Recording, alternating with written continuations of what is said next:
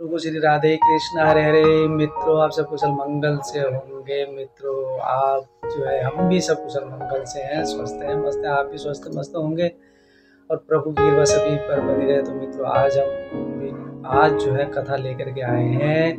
वो कथा है वेद पुराण अंतर्गत संरक्षण व्यवस्था, जो पर्यावरण के ऊपर है, जो आदि काल से जो है पहले से ही प्राचीन काल से जो चली आ रही है। हमारे ऋषि मुनि जो है प्रभु की लीला ही जो है उसमें सारे जो है जल संरक्षण को लेकर के जो भी इस कथा में जो है जो भी इस कथा को सुनेंगे आप बड़ा आनंदमयी और कृतार्थ होंगे। तो मित्रों, पिछली वीडियो जो भी हैं हमने डिस्क्रिप्शन में हम डालते रहते हैं। आप जो है चैनल पर अगर नए हैं मित्रों तो जो है प्लीज़ सब्सक्राइब करें और जो है बेल आइकन को प्रेस करना ना भूलें मित्रों। ऑल पर क्लिक करें ताकि आपको जो है नोटिफिकेशन मिलता रहे। ज़्यादा समय ना लेते हुए तो मित्रों, आप कहीं पर अगर त्रुटियाँ होती है उसके लिए क्षमा प्रार्थी हैं। कथा का आनंद लीजिए।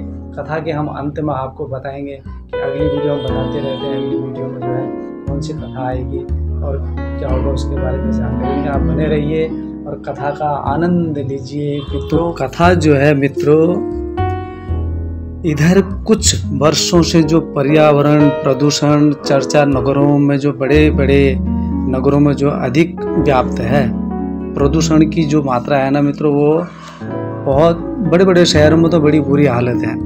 तो यह वेद पुराणांतर्गत जो पर्यावरण संरक्षण के बारे में सुरेश चंद्र जी श्रीवास्तव साहित्य वाचस्पति जो थे, इन्होंने जो पर्यावरण के बारे में जो लिखा है, जो कह रहे हैं वो कि जो बड़े बड़े जो शहर हैं वो पर्यावरण प्रदूषण की चर्चा में तो बड़े नगर जो हैं अधिक व्याप्त है। जल, वायु और ध्वनि पर्यावरण के 3 प्रमुख आधारभूत अंग हैं मित्रों, जिनके संरक्षण और विनियमित करने के लिए पर्यावरण प्रदूषण नियंत्रण में जो कानूनों की जो है ना विधिवत जो है अनुपालन कराने हेतु केंद्र प्रादेशिक स्तर पर बोर्ड द्वारा भी नियंत्रण रखे जाने की व्यवस्था भी की गई है।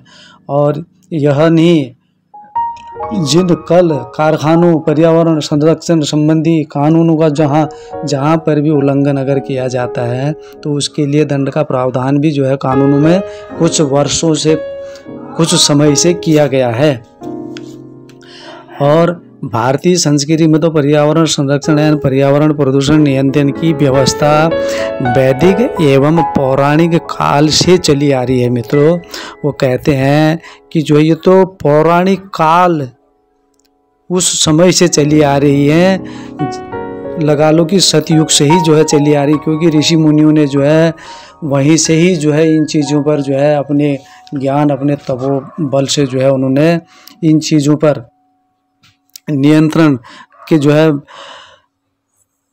व्यवस्था करने की जो है इन्होंने प्राचीन काल से ही जो है इन्होंने इस चीज़ में लगे। क्योंकि यजुर्वेद में जो है जल, वनस्पति, औषधि आदि के संरक्षण की जो कामना जो करते हुए वेदवाणी है कि ओम द्यो अंतरिक्षी शांति, पृथ्वी रापो शांति, शांति रोषधयो शांति, वनस्पतयो शांति, विसर्वे देवा शांति, शांति ब्रह्मा शांति, सर्व शांति, शांतिरेव शांति, सा समा शांति रेधि, ओम शांति शांति रेधि अंतरिक्ष शांति। तो मित्रों, अर्थात जो भूलोक अंतरिक्ष लोग यानी पृथ्वी से परे समस्त लोग और पृथ्वी जिस पर हम आवासित हैं वो हमारे लिए सुख शांतिप्रद हो। जल, औषधियाँ, समस्त वनस्पतियाँ जो है शांतिप्रद हों, समस्त देवता ब्रह्मा और सब कुछ शांतिप्रद हो, विश्व में सर्वत्र व्याप्त शांति हमें प्राप्त हो। तो यजुर्वेद में ही पर्यावरण के कल्याणप्रद होने के विषय में जो उल्लेखित है मित्रों। और सन्नो वातो पवतांश सन्नम नत्पतु सूर्यः सन्नः कनिक्रददेवः प्रजन्यो अभिवर्षतु। अर्थात है मित्रों, वायु हमारे लिए सुखकर हो, जिससे दैविक भौतिक तापों से हमारी रक्षा हो सके। मित्रों, हमारे सूर्य लिए सूर्य जो है हमारे लिए सुखकर हो, ताकि ऋतु चक्र सुखकर हो और सभी ऋषि वनस्पति तथा औषधि आदि समय से हमारी रक्षा एवं कल्याण के लिए प्राप्त होती रहें। यही हम प्रभु से जो है कामना करते हैं, प्रार्थना करते हैं। यही नहीं मेघ हमारी कृषि वनस्पति एवं औषधि आदि के लिए समय से समुचित वर्षा एवं जल का उपलब्ध कराते रहें। ऋग्वेद संहिता में कहा गया है कि अपस्वंत्र मृत्युम अप्सु भेषजम, अर्थात मित्रों जल में अमृत का वास होता है और जो अशुद्धि भांति कल्याणप्रद है, अर्थात यजुर्वेद में पृथ्वी जल स्रोतों एवं वनस्पतियों के सुखकर होने की परिकल्पना के साथ ही अंतरिक्ष एवं वायुमंडल की पवित्रता की भी परिकल्पना करते हुए कहा गया है। मित्रों, पृथ्वी यच्च पृथ्वी दो पृथ्वी माहिंसी, वायुमंडल के साथ ही यजुर्वेद में बादलों के आवागमन को सर्वदा समयानुकूल शुभ एवं मंगलकारी होने की परिकल्पना करते हुए कहा गया है कि मित्रों, संयोरभि सर्वंतु नौ, यह सर्वविदित है कि वास्तु सम्मत या पर्यावरण संरक्षण और प्राणी मात्र के कल्याणार्थ छायादार या फलदार वृक्षारोपण एवं सरोवर संरक्षण, वापी, कूप, ताल, तलैया, बांध आदि का निर्माण, सरिताओं का संरक्षण, उन पर पुल बनवाना, सेतु बंधन जैसा रामेश्वरम में है। जन सामान्य एवं प्राणी मात्र के आवागमन हेतु मार्ग निर्माण आदि सेवा, ये कार्य जितने भी होते हैं मित्रों इस मृत्यु लोक में, वो कार्य होते हैं धर्म के कार्य हैं और जो जिनका अनुसरण किया जाना जन कल्याण एवं धर्म सम्मान सम्मत कृत्य, जिनसे पितृजनों को परलोक में भी पुण्य की प्राप्ति होती है। मित्रों, वेद में सुख प्रदायिनी तथा मधुमयी प्राकृतिक सृष्टि की परिकल्पना करते हुए कहा गया है। मित्रों, मधुमाता ऋतायते मधु चरयंती सिंधवः, माध्वीर्नौ संतोषधियौ मधु नक्त मुक्तो सो मधु मत्म पर्थियंजरंजः, मधुधरस्तु न पिता, मधुमानो वनस्पति मर्धुमा अस्तु सूर्यः, माधवी गार्भो भवन्तु न। अर्थात भाव यह है कि जो सांस्कृतिक पृष्ठभूमि में नैतिक परिधि में रहने की कामना से परिपूर्ण हो, उनके लिए वायु तथा जल सर्वदा मधुमय अर्थात सुखकर आनंददायी हो। जल की शुद्धि बनाए रखने का उपाय आवश्यक है। मित्रों, यही नहीं, यह भी कहा गया है कि सविता अपामिवाम बाधते तथा सत्यम लतान सूर्य हो, अर्थात सूर्य अपने ताप से हमारी रक्षा करता है। मित्रों, हमारे साथ समस्त कृषि औषधि जल सहित ऋतु चक्र हैं जो मित्रों जो सूर्य धारा ही नियंत्रित होता है। सूर्य ही परमात्मा की वास्तविक सत्ता को दीप्यमान और प्रकाशित करता है। ऋग्वेद संहिता में भी यह कहा गया है कि ऋतम ऋतस्य धीतर्वर्जनानि हन्ति। तात्पर्य यह है कि मित्रों प्रकृति और सृष्टि के नियमों के परिज्ञान पालन एवं अनुसरण से हमारा कल्याण हो सकता है। मित्रों, धर्मपरायण जन देवी देवताओं में अनन्य श्रद्धा तथा अनुराग रखते हैं, अतः उन्हें जलाशय उद्यान आदि की व्यवस्था हेतु उत्प्रेरित करने के लिए शास्त्रों में कहा गया है कि कृत्वा प्रभूतम सलीलमारामान्न विनिवेश्य च देवता यतनम कुर्यादशो धर्मा विवर्धये। अर्थात मित्रों, भांति भांति के जलाशय, पुष्कर, कूप, तड़ाग आदि अन्य जल के संसाधन की व्यवस्था करके फल फूल के उद्यान लगवाना चाहिए और तदपरांत देवस्थान का भी निर्माण कराने से यश एवं धर्म दोनों की ही वृद्धि होती है मित्रों।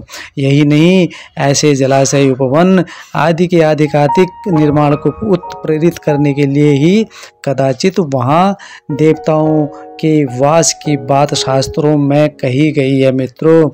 जो सलीलो ध्यान युक्तेषु कृत्येष्व च स्थाने द्वैतेषु सान्निध्यमुपगच्छन्ति देवताओ। अर्थात मित्रों, जहाँ पर पहले से जलाशय, सरोवर, वापी आदि जल की समुचित व्यवस्था हो अथवा भक्तों द्वारा उद्यान, भवन आदि लगवाए गए हों, वहाँ तो देवी देवता जो है स्वतः ही निवास करते हैं मित्रों। कि पर्यावरण तथा प्राकृतिक वातावरण एवं जल तथा वायु आदि की शुद्धता एवं तथा ऋतुचक्र के संतुलन बनाए रखने के ऐसे ही कदाचित शास्त्रोक्त है कि बनोपांत नदी शैलौ नीझरोपांत भूमिषु रमन्ते देवता नित्यं पुरेषु वनवस्तु चौ। अर्थात वनों के समीप सरिताओं में, पर्वत श्रृंखलाओं में, झरनों के समीप उद्यान और उपवनों से युक्त नगरों में देवी देवता रमण करते रहते हैं मित्रों। जहाँ पर पेड़ पौधे, नगर, उपवन, फल फूल, जहाँ पर जलाशय होंगे, स्रोत होंगे, वहाँ पर ये जो हमारे देवी देवता होते हैं, हम इनको अपने इन आँखों से नहीं देख सकते। उनको देखने के लिए, उनके दर्शन करने के लिए जो हमें दिव्य चक्षु की आवश्यकता होती है, वो दिव्य चक्षु हमारे तभी हो सकते हैं जब हम ये मोह माया, तेरा मेरा अपना पराया, जब अपने को जो है निर्लप करेंगे, भक्ति में आराधना करेंगे, यज्ञ पुराण करेंगे, दया भाव रखेंगे, जो किसी से ईर्ष्या राग द्वेष ये मन में बिल्कुल भी इनका जब हम त्याग कर देंगे, अपने कर्तव्य के साथ साथ जब हम ये चीज़ें सारी छोड़ देंगे, तो हमें तभी वो देवताओं के दर्शन भी होंगे। ऐसे प्राकृतिक वातावरण में पशु पक्षियों के बाद के बिना पर्यावरण का सौंदर्य अधूरा होता है मित्रों। क्योंकि जलाशय, झरनों, सरोवरों से पशुओं की प्यास भी तो बुझती ही है, साथ ही पशु पक्षियों के कलवर से वातावरण भी मनोरम होता ही है। इसी से शास्त्रोक्त है कि हंस कारण्डवकोंच चक्रवाकी वरादिषु पर्यंत विचूलष्टाया विश्रांत जलचारीषु। अर्थात मित्रों, सरोवर में हंस, कारंडव, क्रौच, चकवा, चकई पक्षियों के कलरव व्याप्त हों, जिसमें तरुओं की छाया में पशु पक्षी ग्रीष्म धूप आदि से बचाव एवं विश्राम करते हो, वहाँ सदैव देवी देवताओं का वास होता है मित्रों। यही सत्य है। इस प्रसंग में ज्ञातव्य है कि पुराणों में अपराधों के लिए दंड नीति की सम्यक व्यवस्था विहित है। मत्स्य पुराण के अध्याय नंबर 227 में शासकों तथा नृपों के लिए संपूर्ण दंड नीति का निरूपण किया गया है मित्रों। मत्स्य पुराण के अध्याय नंबर 227 में आप उसको पढ़ सकते हैं, सुन सकते हैं। इसी दंड नीति निरूपण में हत्या, बलात्कार आदि जघन्य अपराधों के साथ पर्यावरण संरक्षण क्रम में वृक्षों एवं फले फूले वृक्षलता गुलमादि के नष्ट किए जाने संबंधी दंड की व्यवस्था की गई है मित्रों।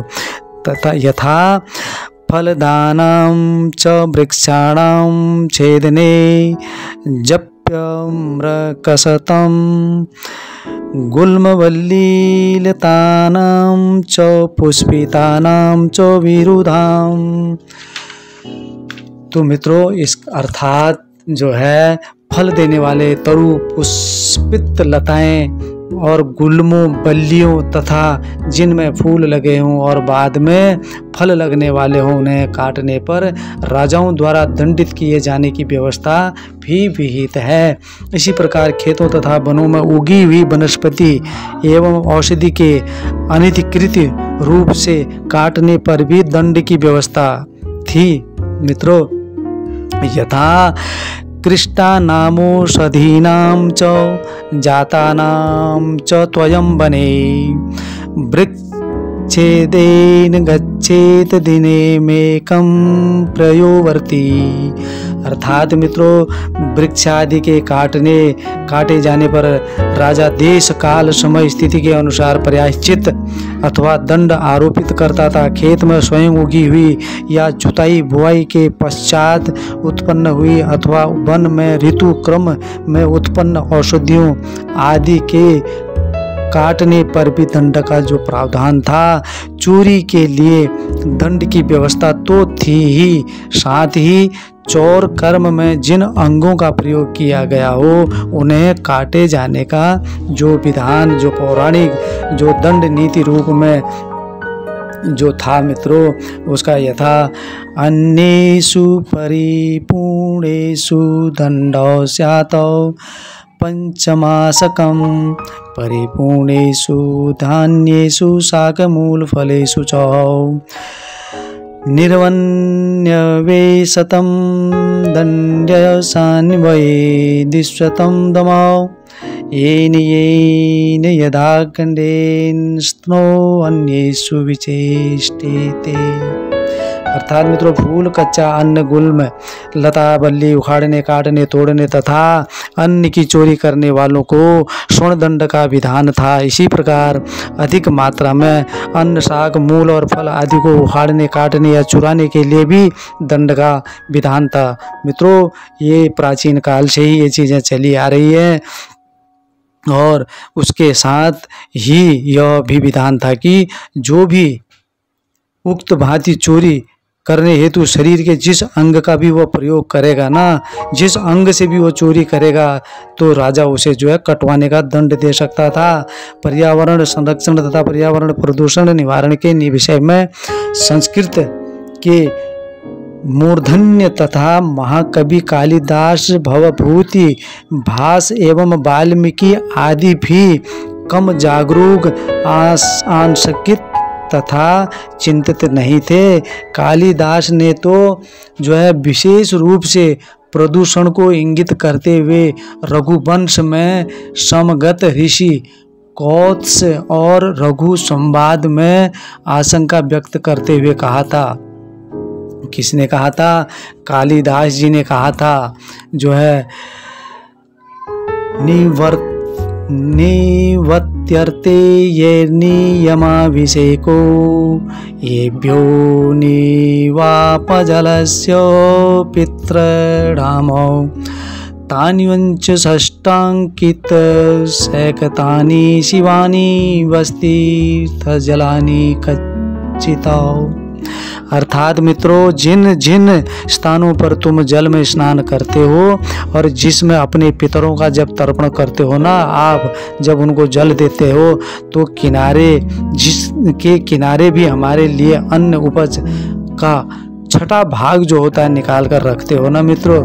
और ऐसे तुम्हारे तीर्थों के जल जो है प्रदूषित तो नहीं है, परंतु विडंबना है कि आज तो तीर्थों के ही जल प्रदूषित हो रहे हैं। मित्रों आप देखते होंगे इस गंगा को स्वच्छ करने के लिए कितनी जो है स्वीकृति हो जाती है और फिर भी हमारे जो है जलाशय, हमारे जो है तीर्थ स्थल, तो विडंबना आप तीर्थों की देखते ही होगी। तीर्थों में क्या हाल है, तो सूर्योदय से सूर्यास्त तक ऑक्सीजन प्रदान करने वाले हमारे जो काष्ठ एवं जो हमारे जो पेड़ पौधे, जो इमारती लकड़ी जो देने वाले, जो भूमि संरक्षण को रोकने वाले, जो फल फूल औषधि प्रदान करने वाले जो हमारे वृक्ष पर्यावरण संरक्षण में कितने समर्थ हैं। और यह जग विदित है, इसलिए भारतीय संस्कृति में वृक्षारोपण का विशेष महत्व है। मित्रों वृक्षों की परोपकार की भावना एवं विनम्रता के संबंध में अनेक लोकोक्तियाँ प्रचलित हैं। भवन्ति नम्रास्त्रवः फलोदकमयः। अर्थात मित्रों फलों से लदे वृक्ष विनम्रता से झुक जाते हैं। अच्छा, वृक्षों की परोपकार की भावना के विषय में जो कहा गया है मित्रों, अनुभवति ही मूर्धना पादपस्तिर्व मुष्पाम संयति परितां छायामा संसृतानाम। अर्थात मित्रों, वृक्ष स्वयं तीव्र धूप का ताप सहन करते हैं, किंतु उनकी छाया में विश्रामार्थी तथा बटोही शीतलता एवं छाया प्राप्त करते हैं। जो भी बटोही जो होते हैं मित्रों, उनको कहते हैं राहगीर। जो भी आता है उन पेड़ों की छाया में जो है विश्राम करते हैं, सुकून पाते हैं, शीतलता पाते हैं। आशय यह है कि स्वयं कष्ट सहन करके जो है दूसरों का ताप हरने, शांति तथा विश्राम प्रदान करने वाले जो है वह हमारे वृक्ष ही हैं। और उन्हीं वृक्षों को आज हम दोहन करने में लगे हुए हैं। जो है किस तरीके से जो है भू माफिया और ये पेड़ों का जो जंगलों का कटान करते हैं, माफिया ही तो हैं, राक्षसी तो हैं मित्रों, जो इस तरीके से चोरी करते हैं। जो भारतीय संस्कृति में वृक्षारोपण पर विशेष बल दिया गया है। यही नहीं, वृक्षारोपण को सबसे अधिक जो है पुण्यदायी बताया गया है। वृक्षारोपण करने वाले वृक्षारोपण भी कर रहे हैं मित्रों, करते आए हैं, आगे को भी करते रहेंगे। और चोर चोरी फिर भी करना नहीं छोड़ता है, तो उनको भी हम यही प्रार्थना करते हैं कि उनको भी सम्मति आ जाए, अपने पर्यावरण को बचाएंगे तभी जो है हम शुद्ध हवा सांस ले पाएंगे। 10 कूप समावापी 10 वापी समो हरदाव 10 हृदम समाओ पुत्रो 10 पुत्र समो द्रुमाओ। अग्नि पुराण। अर्थात एक बावली बनवाने से 10 कूपों के समान, एक तालाब बनवाने से 10 बावलियों के निर्माण का पुण्य प्राप्त होता है। मित्रों देखो, इसमें कितनी अच्छी बात कही है कि वो कहते हैं एक बावली बनवाने से 10 कूपों के समान, एक तालाब बनवाने से 10 बावलियों के निर्माण का पुण्य प्राप्त होता है। और एक पुत्रोत्पत्ति से 10 तालाबों के बनवाने का पुण्य प्राप्त होता है। और एक वृक्ष लगाने से 10 पुत्र उत्पन्न करने के समान पुण्य प्राप्त होता है। अगर एक वृक्ष अगर जो लगाता है, कहते हैं मित्रों कि ये संत जो कहते हैं, हमारे ऋषि मुनि तपो संत महात्मा जो कहते हैं कि अगर एक वृक्ष लगाओगे तो 10 पुत्रों के उत्पन्न करने के समान पुण्य प्राप्त होता है। भारतीय संस्कृति में वृक्षों को, पर्वतों को पूज्य एवं पवित्र मानते हुए आदर की दृष्टि से देखा जाता है। मित्रों स्वयं कृष्ण द्वारा पर्वतों में सुमेरु और वृक्षों में अश्वत्थ वृक्ष होने की बात कही गई है। और यही नहीं मित्रों, गोवर्धन पर्वत के पूजन तथा परिक्रमा की रीति स्वयं श्री कृष्ण ने ही परिचालित कराई थी। चित्रकूट में कामद गिरी की पूजा परिक्रमा का विधान भी है। दीपावली पर हजारों तीर्थयात्री कामद गिरी पर दीप प्रज्वलित करके कामना पूर्ति करते हैं। भगवान कृष्ण ने पशु पक्षी सरिता में जो है अपना वास बताते हुए कहा है कि मैं पशुओं में सिंह, गौओं में कामधेनु, जलचरों में मगरमच्छ और नदियों में गंगा, नक्षत्रों में चंद्रमा, जलाशयों में समुद्र और अश्वों में उच्चैव स्वभा, गजों में गजेंद्र ऐरावत, सर्पों में वासुकी, नागों में शेषनाग और पक्षियों में गरुड़, ज्योतियों में सूर्य हूँ। और उनका यह कथन प्रकृति एवं पर्यावरण के संरक्षण का ही घोतक है। मित्रों जो आपने इस कथा में सुना मित्रों, और इसको जो है हर प्राणी ने जो है चिंतन मनन करना चाहिए। और यही जो है वेद पुराणांतर्गत पर्यावरण संरक्षण की व्यवस्था जो इस कथा में आपने सुनी, मंत्र मुग्ध कर देने वाली कथाएं होती हैं मित्रों। इसमें अगर हम चिंतन मनन करेंगे से ही जो ये चली आ रही है, तो इसमें आपको ये जो कहानी की इस कथा के माध्यम से जो आपको जो है हमने ये एक छोटा सा एक प्रयत्न किया है। तो मित्रों इसमें देवी देवता, जहाँ कहते हैं कुएं, तालाब, बाग, बगीचे, पेड़, जिस तरीके से आज हमारी धरती का जो है पेड़ों का दोहन हो रहा है, माफिया जगह जगह जो है भू माफिया और पर्यावरण को जो दूषित करते जा रहे हैं मित्रों। ठीक है, हर जगह का विकास भी होना चाहिए, सब कुछ होना चाहिए, पर पेड़ भी लगाना चाहिए। अगर कहीं कहते पेड़ अगर काटते हो तो उससे पहले पेड़ लगाने की जो है व्यवस्था करनी चाहिए। जहाँ से पेड़ काट रहे हैं उस जगह में जो है पेड़ लगाने चाहिए। अगर सड़कें चलती हैं, आने जाने की सुख साधन आज की जो है जरूरी हो गई है, तो उसमें जो है पेड़ भी लगाने चाहिए, चाहे वो किनारे किनारे में, बीच में हो, डिवाइडरों में हो, तो जगह है तो पेड़ लगाने चाहिए। पेड़ होंगे तभी हमारा पर्यावरण शुद्ध रहेगा, हमें शुद्ध जो है ऑक्सीजन मिलेगी।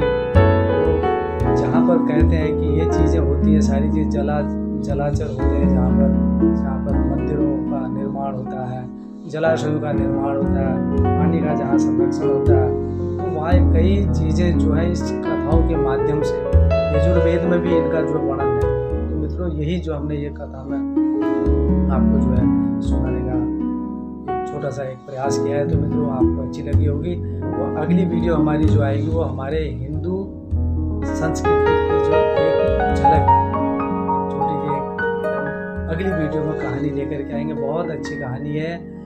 तो इस जो वीडियो को जो है आप अधिक से अधिक लाइक, शेयर, कमेंट भी करें और कमेंट बॉक्स में अपने सुझाव और अपना सपोर्ट दें मित्रों। अगर कहीं पर अगर त्रुटियां हो जाती हैं मित्रों, तो जो उसके लिए मैं दिल से क्षमा प्रार्थी हूँ, बहुत प्रणाम, छोटों को प्यार। तो आप जो है इसी तरीके से सपोर्ट करते रहिए मित्रों। कल को प्रभु ने चाहिए आपका अगर आशीर्वाद रहा तो थोड़ा सा ये जो है कैमरा भी थोड़ा अच्छा होगा, तो आवाज़ भी थोड़ी सी साफ होगी।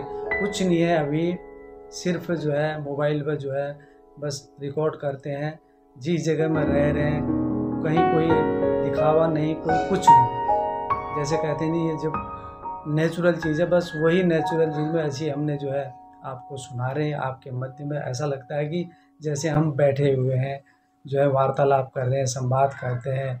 तो भगवान का जहाँ पर अगर भगवान की स्तुति होती है तो वहीं पर कहते हैं ना, धर्म वहीं पर आकर के बैठ जाता है जहाँ पर उसकी स्तुति होती है। ये जरूरी नहीं है, सत्संग का मतलब ये नहीं है कि आप वहाँ जाएंगे हम तभी सत्संग होगा। सत्संग तो आप बैठे हैं, आपके अंदर आप जो अंतर्दृष्टि, जो हमने कथा में भी कही, अगर ये चीज़ें हमारी दो हैं तो आत्मा भी है, हमारे आत्मा परमात्मा। तो हम जब बैठे हैं तो उस प्रभु अगर साथ में है तो कहीं भी सत्संग जो है अपने से शुरू होता है। कहीं गए, सत्संग सुना भी, जब कई वर्षों से जो है इतने पंडाल लग रहे हैं मित्रों, इतने पंडालों में जो है हजारों की संख्या में हमारे इस विश्व में पूरे अलग अलग भाषाओं में, अलग अलग देशों में जो है कितने पंडाल लगते हैं, रोज के हजारों की संख्या में जो है दर्शक जाते हैं। अगर जब जितने भी वहाँ पर जा रहे हैं उतने भी अगर जो है ग्रहण करते तो आज ये चीज़ें होती नहीं। तो हर जगह तो आप देखते ही हैं। तो मित्रों तो वो कहते हैं कि जब मन निर्मल स्वच्छ तो प्रभु का निवास वहीं पर होता है। तो अगली वीडियो में आपसे मिलते हैं, हिंदू संस्कृति की एक झलक। अगली वीडियो जो होगी हमारी वो कहानी तो आपको सुनाएंगे, तो बहुत अच्छी कहानी है मित्रों। तो आप लाइक, शेयर, कमेंट करें। तो अगली वीडियो में मिलते हैं। प्रभु की कृपा सब पर बनी रहे और इसी कामना के साथ आज हम इस कथा को थोड़ी लंबी जरूर है, सभी लंबी हो जा रही है, 20, 21, 24 मिनट की हो जा रही है। तो मित्रों क्या करें, तो आप पूरी वीडियो देखें, बड़ा आनंद आएगा जो है। इसी के साथ हम यहीं पर समापन करते हैं मित्रों। तो अगली वीडियो में आपसे फिर मुलाकात होती है। तो पीछे जो है डिस्क्रिप्शन में लिंक है, पिछली वीडियो जितनी भी है तो आप वहाँ जा कर के देख सकते हैं मित्रों। श्री राधे राधे, सर्व मंगलम।